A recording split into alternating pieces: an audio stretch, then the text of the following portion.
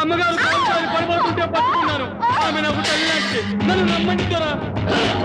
తమ్ముడు, ఈ వదిలి మీద వేసిన వాడి చేతులు ఉండటానికి వీల్లేదు. నరికే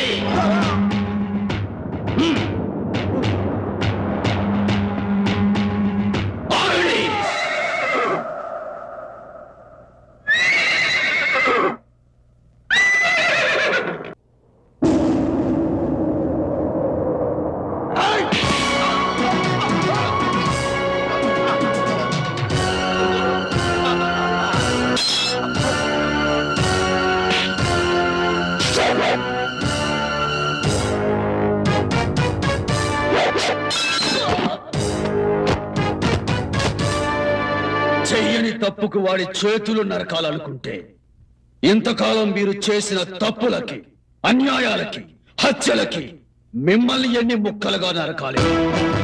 జీవల పుట్టలో పాములు దొరబడితే ఆ పాముల గొంతు జీవలు కొరికి చంపే రోజు మొదలైందిరా. కాళ్ళ కింద పడున్నారు కదా అని పేదల బ్రతుకులతో ఆడుకుంటే మీ పచ్చి నెత్తులతో ప్రతి పేదవాడి ఇంటి ముందు రక్తదీపం వెలిగిస్తాడు ఈ ధర్మారాయుడు. ఇది మీ పాపాలకు నేను చూస్తున్న ధర్మగీత. మీ అరాచకాలకు ఇదే ఆఖరి హద్దు. హద్దు మీరారో అదే మీ ఆఖరి రోజు. ఆ చేతికి ఎముక లేదు, ఆ చూపుకి వెనక లేదు, ఆ నీతికి మరక లేదు. మాటిస్తే మరపు రాదు. అరుణాశ్వంపై వచ్చే మరో కల్కి రూపం. దీనుల పాలిట దిక్కై వెలిగే అమృత దీపం.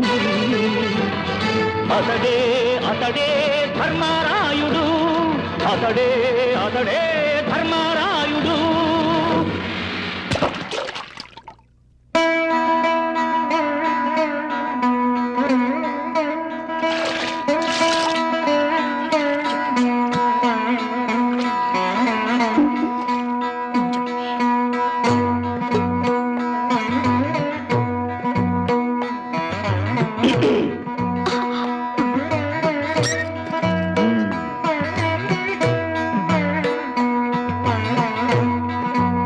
నాతో ఏమైనా చెప్పాలా? అన్నయ్య, అది ఒక్కరు మాట్లాడండి. ఒరే పార్వతి, నీళ్ళోసుకుందిరా. నీకు కొడుకు పుట్టబోతున్నాడు.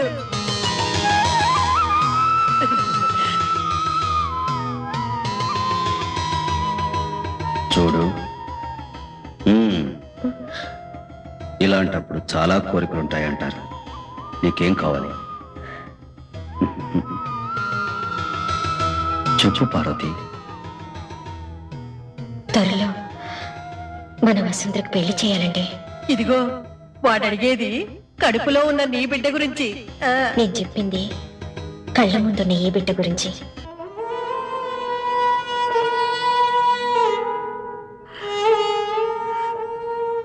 నీ చేత్తో తాళి బుట్టిస్తే గాని ఈ ఊళ్ళో ఏ ఇంటి పెళ్లి జరిగేది కాదు. అలాంటిది నీ చెల్లెలి పెళ్లికి ఈ ఇంట్లో పీసవెత్తు బంగారం కూడా మిగలలేదు. అయ్యా నమస్కారం అయ్యా. ఏం చంద్రయ్య, నీ మనవరాలి పెళ్ళెప్పుడు? ఎల్లుండయ్యా. ఎవరింట్లో పెళ్ళైనా మీ చేత్తో తాలుబొట్టేయటం ఆనవాయితీ కదయ్యా. అందుకే అమ్మాయిని తీసుకొచ్చాను. దీవించండి అయ్యా.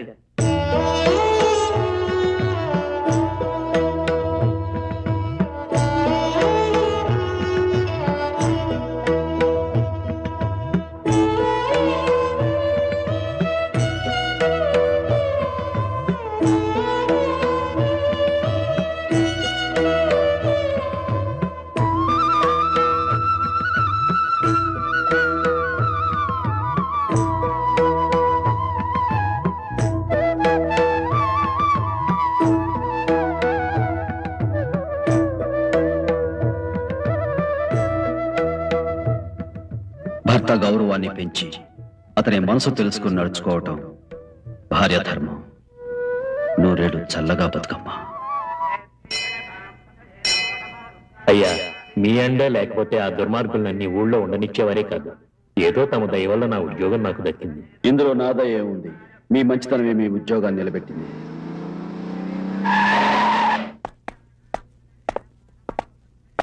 ధర్మారాయుడు గారు మీరేనా? మిమ్మల్ని అరెస్ట్ చేస్తున్నాం. అరెస్టా? ఎందుకు? ఎందుక దౌర్జన్యంగా మా ఇంట్లో జరబడి మా ఇనపెట్ట బద్దలు కొట్టి రాంతున్నట్టు దొంగతనం చేయలేదు. నీ దౌర్జన్యానికి అడ్డొచ్చిన నన్ను నా తమ్ముడిని నరకబోలేదు. నిజంగా ఈ ధర్మారాయుడు నరకడానికి కట్టెత్తుంటే ఇలా తప్పుడు కూతలు కూయడానికి ఇంకో మీరు మిగులుండేవాడు కాదురా. నావి తప్పుడు కూతురైతే మరి నువ్వు చేసింది ఏమిట్రా? నలుగులో సిగ్గు విడిచి చెప్తున్నాను. నా ఇంటికి వచ్చి నా కళ్ళ ముందే నా భార్యను బలాత్కరించలేదు. చూసారా చూసారా, నిజం చెప్పేసరికి సమాధానం చెప్పలేక తల దించుకున్నాడు.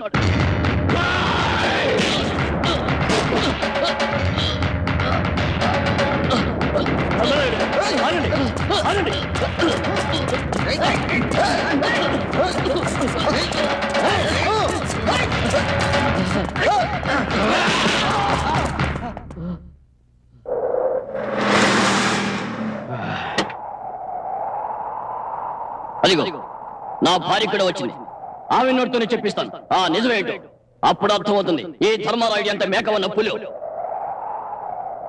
ఏమే చెప్పు, ఈ ధర్మారాయుడు నిన్ను బలాత్కారం చేశాడా లేదా? నీ మీద ధర్మారాయుడు దౌర్జన్యం చేశాడా లేదా? చెప్పు. మాట్లాడబెట్టే చెప్పు. చెప్పవే. అది కాదండి. వద్దమ్మా వద్దు, నీ నోటితో నువ్వేమి చెప్పొద్దమ్మా.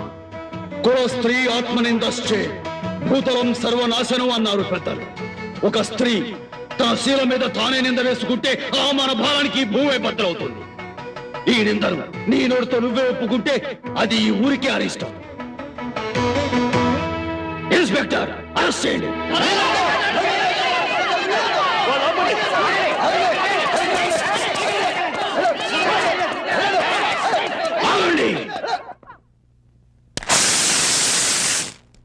ఇన్నాళ్ళు ఈ ఊరి క్షేమం కోసం వీళ్ళ దుర్మార్గాల్ని భరిస్తూ వచ్చాను. ఈనాడు ఒక ఆడదాని శీల నవ్వులు పాలు కాకూడదని ఈ నిందరు భరిస్తాను. ఇన్స్పెక్టర్, అరెస్ట్ చేయండి. సత్యం వధా ధర్మం చరా సాగుతున్న కాలంలో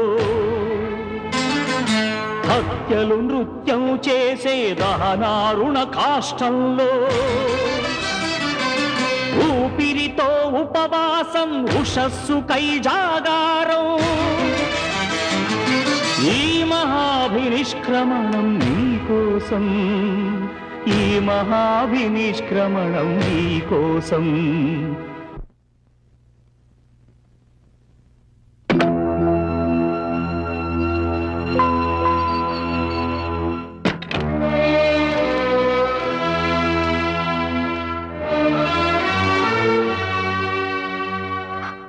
పది మంది కన్నీళ్లు తుడవలసిన ఈ ధర్మారాయుడు కుటుంబంలో ఎవరూ కన్నీళ్లు పెట్టకూడదు. నాకే 6 నెలల జైలు జీవితం ఆనందంగా భరించొచ్చాను. నా కోసం మీరు ఇలా చీకట కూలిపోవడం నాకు ఇష్టం లేదు. చెల్లెమ్మా చెల్లెమ్మా, కాలుగలు కోలు నీళ్లు తీసుకురా. వసుంధర ఎక్కడమ్మా? ఏమిటిది? ప్రతిరోజు మీరు ఇంటికి రాగానే కాళ్ళు కడుక్కోవడానికి నీళ్ళు ఇచ్చే వసుంధర మీరు నీళ్ళల్లో కలపడానికి బూడిదైపోయిందండి. పచ్చని పసుపు కుంకుమలతో 100 ఏళ్లు బ్రతకాల్సిన వసుంధరని బూడిద పాలు చేశారండి ఆ దుర్మార్గులు.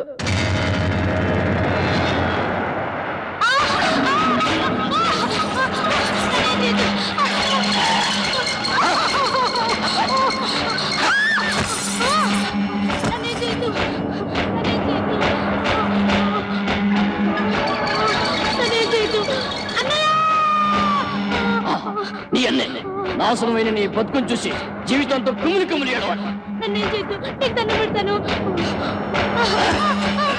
నన్నేం చేయొద్దు.